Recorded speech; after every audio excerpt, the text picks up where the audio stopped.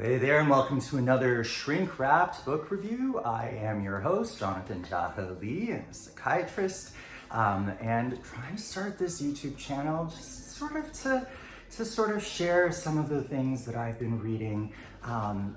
If you're undergoing your own mental health journey or currently in treatment, some of the books that I'll review are ones that I regularly recommend to the people that I see in my clinical practice. So today's book is Iron John by Robert Bly. So this is quite a long read. It took me some time to get through. Robert Bly basically goes through the story, the tale of Iron John, whereby a wild man essentially takes a young man, civilized man, under his wing and apprentices him and sort of raises him up almost as mentor. As a mentor would do. And he goes through the kinds of struggles that modern men in recent times have essentially been facing. Many of the struggles that are discussed in No More Mr. Nice Guy. In fact, that book quotes heavily from this book, which is why I was really interested in reading about it. I found it to be slightly dense and literary. It's been some time since I've been in a high school English class and pontificated about poetry and mythology and sort of tropes of that nature.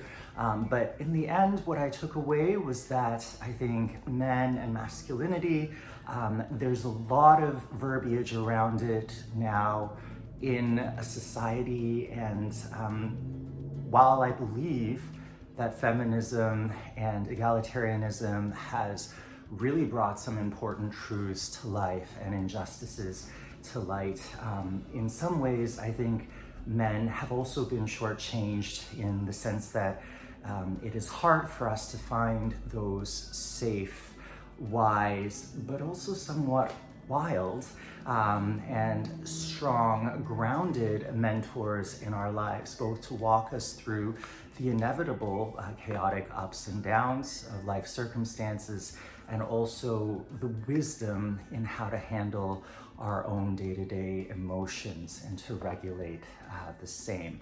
So I found this to be somewhat dense, but in the end, I was really grateful that I was able to read through this in a couple of afternoons on my patio. And for those of you who are, maybe in gender studies, maybe are, sort of pontificating or thinking about men and masculinity and that masculine identity in modern society, I would highly recommend this book.